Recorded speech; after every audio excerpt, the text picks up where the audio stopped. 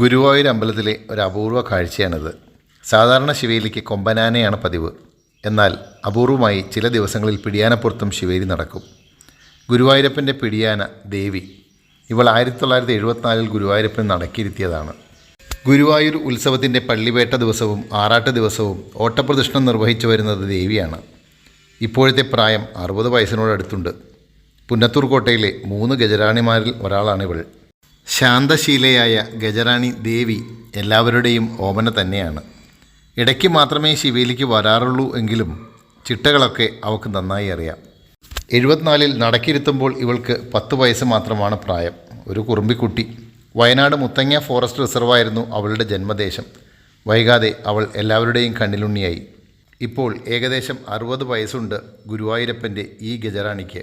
കണ്ണൻ്റെ പൊന്നിൻ തടമ്പ് എഴുന്നള്ളിച്ച സന്തോഷത്തിൽ അവൾ തിരികെ ആനക്കോട്ടയിലേക്ക്.